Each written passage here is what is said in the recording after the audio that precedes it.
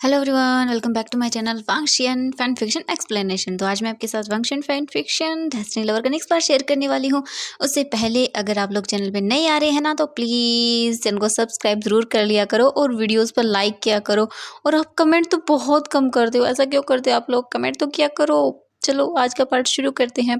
तो इससे जो पहले वाला पार्ट था उसमें हमने देखा था कि वांग जी जब विंग को देखता है तो वो अपनी कंट्रोल को पूरी तरह से लूज़ कर देता है, और उसके बाद वो कुछ ऐसा करने वाला था जिसकी उन दोनों ने उम्मीद ही नहीं की थी। उसके बाद वांग जी विंग से माफ़ी मांगता है और बोलता है कि वो दोबारा उसे वहाँ कभी नहीं लेकर आएगा जब तक कि उनकी वेडिंग नहीं हो जाती। वी जिंग भी इस चीज़ को समझ जाता है और वो बोलता है कोई बात नहीं, गलती दोनों की ही थी। तो फिर उसके बाद वी जिंग बाहर आ जाता है अपने रूम से, क्योंकि अब उसे भूख लगी थी।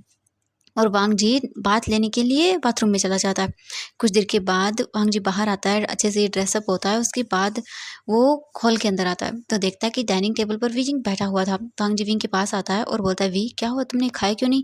वी जिंग बोलता है आपके बिना थोड़ी ना खाता। वांग जी बोलता है वी तुम्हें खा लेना चाहिए था। वी जिंग बोलता है नहीं, मुझे आपके साथ खाना था। वांग जी बोलता है ठीक है। इसके बाद वो दोनों डाइनिंग टेबल पर बैठ जाते हैं और अच्छे से अपने ब्रेकफास्ट को कंप्लीट करते हैं। खा लेने के बाद जैसे ही वो टेबल से उठते हैं तभी उन्हें फ़ोन रिंग होने की आवाज़ सुनाई देती है। वांग जी फिर जल्दी से अपने रूम में जाता है और अपने फ़ोन को देखता है तो कॉल विंग के डैड की थी। वांग जी जल्दी से कॉल को पिक करता है और बोलता है हेलो। विंग के डैड बोलते हैं वांग जी बेटा कैसे हो तुम? वांग जी बोलता है मैं ठीक हूँ अंकल। फिर विंग के डैड बोलते हैं विजिंग कैसा है, अब ठीक है ना वो? क्या ज़्यादा प्रॉब्लम तो नहीं हुई ना? वांग जी बोलता है नहीं अंकल वो ठीक है, अब चिंता मत करिए। इसके बाद विंग के डैड बोलते हैं अच्छा ठीक है, मुझे तो चिंता हो गई थी विजिंग की। वांग जी बोलता है नहीं अंकल वो बिल्कुल ठीक है। विंग के डैड बोलते हैं अच्छा ठीक है, तो तुम घर आ रहे हो ना बेटा? वांग जी बोलता है नहीं अंकल, अगर अब हम घर आएंगे तो कॉलेज के लिए बहुत लेट हो जाएंगे, मैं उसी इवनिंग को घर छोड़ दूंगा। विंग के डैड बोलते हैं हाँ सही कहा, अब तुम घर आओगे तो लेट हो जाओगे, कोई बात नहीं, तुम इवनिंग को उसी घर छोड़ देना। वांग जी बोलता है ठीक है अंकल। इसके बाद वो कॉल कट कर देते हैं। इसके बाद वांग जी फिर अच्छे से रेडी होता है कॉलेज के लिए और वी जिंग भी। फिर वो दोनों कॉलेज के लिए निकल जाते हैं। वांग जी अपनी बाइक को पार्क करता है, फिर वी जिंग को लेकर वो क्लासरूम में आता है और बोलता है बाय वी। विंग भी बोलता है बाय। फिर वांग जी वहाँ से अपने वर्क को करने के लिए चला जाता है। और वहीं दूसरी तरफ बीजिंग आज बहुत खुश था। वो आकर अपनी चेयर पर बैठ जाता है और अपनी नोटबुक को देखने लगता है। बीजिंग का मूड बहुत अच्छा था क्योंकि वो इतने ब्यूटीफुल टाइम को वांग जी के साथ स्पेंड करके आया था। तभी शू यांग विंग के पास आता है और बैठ जाता है और विंग से बातें करने लगता है।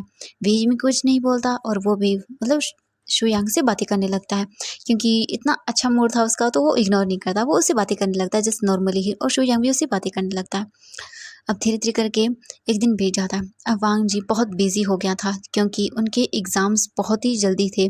इसीलिए वांग जी अपने पूरे टाइम को वो सिर्फ़ एग्ज़ाम प्रिपरेशन करने में और जो उसका कॉलेज का काम था उसी को करने में वो बिता देता था, क्योंकि उस पर वर्कलोड इतना बढ़ गया था ना एग्ज़ाम्स की वजह से। वो बिल्कुल भी विंग को टाइम नहीं दे पा रहा था और विजिंग भी कहीं न कहीं समझ रहा था कि एग्ज़ाम्स हैं तो इसीलिए वो नहीं कर पा रहा है। अब धीरे-धीरे करके 15 दिन बीत जाते हैं। 15 दिन के बाद ही उनकी एग्ज़ाम डेट भी आ जाती है। वांग जी और वी यिंग पूरी तरह से अपने एग्ज़ाम्स की तैयारियाँ करने में बिज़ी हो जाते हैं और एक-दूसरे को बिल्कुल भी टाइम नहीं दे पाते। वो दोनों बहुत ही अच्छे से अपने एग्ज़ाम को देते हैं। उन दोनों के एग्ज़ाम्स कंप्लीट हो जाने के बाद भी वी जिंग को वांग जी बिल्कुल भी टाइम नहीं दे पा रहा था, क्योंकि एग्ज़ाम्स हो जाने के बाद अब उनके रिज़ल्ट की प्रिपरेशन करनी थी वांग जी को। वो असिस्टेंट था तो उसे बहुत सारी चीज़ें अरेंज करनी थी।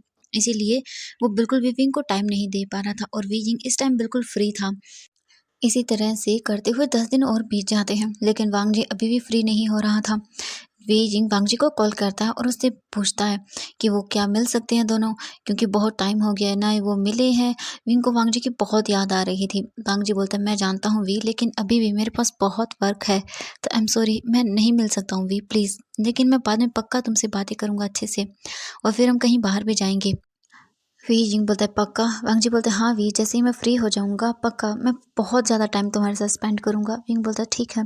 उसके बाद से फिर से वैसे ही टाइम बीतना शुरू हो जाते हैं, क्योंकि वांग जी और वी जिंग अभी भी बिल्कुल भी बात नहीं कर पा रहे थे। वांग जी तो विंग का फ़ोन भी पिक नहीं कर पाता था, वो इतना बिजी हो गया था वर्क के अंदर।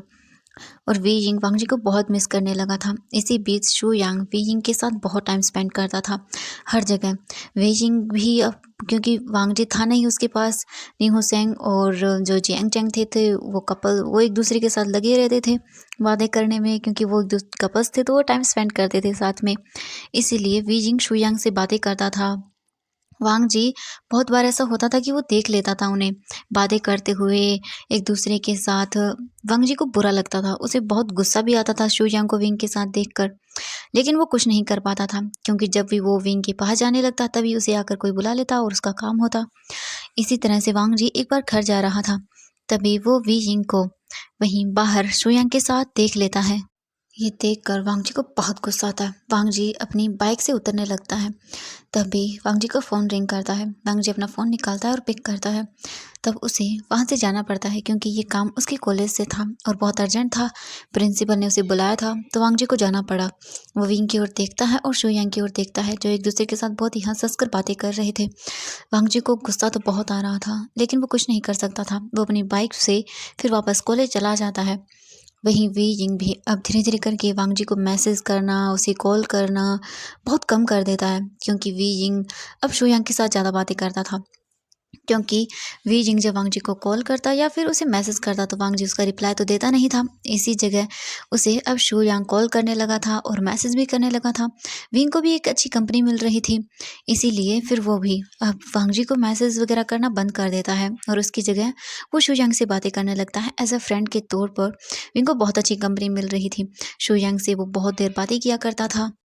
वांग जी भी अब इन चीज़ों से थोड़ा-थोड़ा परेशान रहने लगा था, क्योंकि जब वो विंग को कॉल करता तो विंग उसका कॉल पिक नहीं करता, अगर वो उसे मैसेज भी करता तो विंग इतना ध्यान नहीं देता। ये सब चीज़ें धीरे-धीरे करके और ज़्यादा बढ़ने लगती हैं उन दोनों के बीच में। अब उनके रिज़ल्ट्स भी अनाउंस हो जाते हैं। जब उनके रिज़ल्ट्स अनाउंस होते हैं तब पता चलता है कि वांग जी और वी यिंग ने दोनों ने ही टॉप किया है अपने कॉलेज में। उन दोनों की सेम ही रैंकिंग रही है। वांग जी बहुत खुश होता है। वी यिंग और वांग जी को अवार्ड देने के लिए बुलाया जाता है। वी जिंग और वांग जी दोनों ही अपने उस अवार्ड सेरेमनी के अंदर जाते हैं। वांग जी और विंग का नाम लिया जाता है, उन्हें स्टेज पर बुलाया जाता है और उन्हें अवार्ड दिए जाते हैं। वांग जी और वी जिंग भी दोनों एक दूसरे को कांग्रेचुलेशन विश करते हैं। वी जिंग जब वांग जी की ओर देखता है तब उसे वांग जी बहुत डिफरेंट नजर आता है, क्योंकि वांग जी उसकी ओर थोड़े से गुस्से में देख रहा था। विंग को नहीं समझ आ रहा था कि क्या हो रहा था। अपने अवार्ड्स को ले लेने के बाद वांग जी फिर वहां से चला जाता है। वो विंग से ज़्यादा बातें नहीं करता, क्योंकि उसे थोड़ा सा गुस्सा था वी जिंग पर कि वांग जी उसे कॉल कर रहा है, मैसेज कर रहा है, लेकिन वो जवाब नहीं दे रहा। और वी जिंग इसलिए इतना ध्यान नहीं दे पा रहा था, क्योंकि वो जानता था कि वांग जी बहुत ज़्यादा बिजी है, उसके पास टाइम नहीं है, तो वो डिस्टर्ब नहीं करना चाहता था। इसीलिए वी जिंग इतनी ज़्यादा चीज़ें कर भी नहीं रहा था अभी। जियांग चैंग और नेहो चैंग दोनों ही ये चीज़ें देख रहे थे कि वी जिंग और वांग जी एक दूसरे से दूर जाते जा रहे हैं। वो बहुत ही कम एक दूसरे को टाइम दे पा रहे हैं, और अब तो वो एक दूसरे से बिल्कुल भी मिलते हैं तब भी बातें नहीं कर पाते हैं। वांग जी भी इन सब चीज़ों को लेकर बहुत ज़्यादा परेशान रहने लगा था, क्योंकि वांग जी को अब ये लगने लगा था कि वी जिंग कहीं उसे भूल तो नहीं रहा, या फिर वो उसे बोर तो नहीं हो गया है। वी जिंग को वो टाइम नहीं दे पा रहा, तो कहीं वो शुयांग के मतलब क्लोज तो नहीं जा रहा, उसे पसंद तो नहीं करने लगा। वांग जी के माइंड में कहीं ना कहीं ये बातें आ रही थी। अब वांग जी सोचता है कि नहीं, मुझे मुझे विंग से बात करनी होगी। वांग जी फिर अपना फ़ोन निकालता है और विंग को कॉल कर देता है। वी जिंग कॉल को पिक करता है वांग जी का फ़ोन देखकर। फिर वो जल्दी से बोलता है, हाँ हाँ, हेलो लंजा। वांग जी बोलता है, वी कैसे हो तुम? विंग बोलता है, मैं ठीक हूँ लंजा। वांग जी बोलता है, ठीक है, तुम कहाँ हो वी? मुझे तुमसे मिलना था। वी जिंग बोलता है, वो मैं घर पर नहीं हूँ, मैं बाहर हूँ। मैं घर आकर आपसे अच्छे से बात करूँगा और फिर हम मिल लेंगे। वांग जी बोलता है, वी मुझे बताओ कहाँ हो तुम? वी जिंग डर जाता है, क्योंकि वो फिर से शोयंग के साथ बाहर आया था। इसीलिए वी जिंग बहुत बुरी तरह से डर जाता है और वो वांग जी को फिर से नहीं बताता कि वो शोयंग के साथ बाहर आया है। वांग जी जानता था, बस वो विंग के मुँह से सुनना चाहता था। लेकिन वी जिंग बोलता है, लंजा मैं घर जाकर आपसे बात करता हूँ, मैं आपको बाद में बता दूंगा। वांग जी बोलता है, ठीक है वी। इसके बाद वो कॉल कट कर देता है। वी जिंग कॉल कट करने के बाद सोचता है कि नहीं, मुझे अब वांग जी को बताना होगा। मैं ऐसा नहीं कर सकता हूँ उसके साथ। मैं लंजा से झूठ नहीं बोल सकता हूँ। वी जिंग फिर बोलता है, हाँ मैं उन्हें बता दूंगा। इसके बाद वी जिंग फिर शुयांग की ओर देखता है और बोलता है, शुयांग मुझे मुझे घर जाना है, मुझे लंजा से मिलना है, तो प्लीज़ मुझे घर छोड़ दो। शुयांग विंग की ओर देखता है और बोलता है, वी चले जाना, पहले हम एक पार्टी में चलते हैं, ठीक है? मेरे फ्रेंड की पार्टी है, तो चलो वहाँ चलते हैं, और वैसे भी इतने तुमने टॉप किया तो उसकी पार्टी भी हम मना लेंगे। वी जिंग मना करता है, लेकिन शुयांग विंग को ले जाता है वहाँ से। शुयांग विंग को लेकर एक क्लब में आ जाता है, जहाँ पर उसके फ्रेंड की पार्टी थी। वी जिंग बैठा हुआ था और वो मतलब बार-बार यही सोचे जा रहा था कि उसे अब वांग जी से मिलना है, उसे सब बताना है। उसे मतलब बहुत ज़्यादा ही वांग जी की याद आने लगती है। वी जिंग फिर उठता है और शुयंग के पास जाता है और बोलता है, शुयंग मुझे घर जाना है। शुयंग बोलता है, वी जिंग प्लीज़ रुक जाना थोड़ी देर और, बस हम थोड़ा-सा एन्जॉय करके फिर चलेंगे।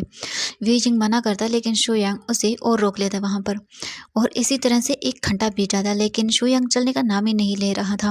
वो बस एन्जॉय किए जा रहा था वहाँ अपने फ्रेंड्स के साथ और वी जिंग के साथ। वी जिंग बहुत ज़्यादा डर रहा था क्योंकि उसने कहा था कि वो घर जाकर कॉल करेगा वांग जी को। लेकिन वी जिंग तो अभी यहाँ था और अभी 1.5 घंटा होने वाला था। वांग जी वहाँ दूसरी तरफ बैठा हुआ था अपने घर पर और वी जिंग के कॉल का वेट कर रहा था।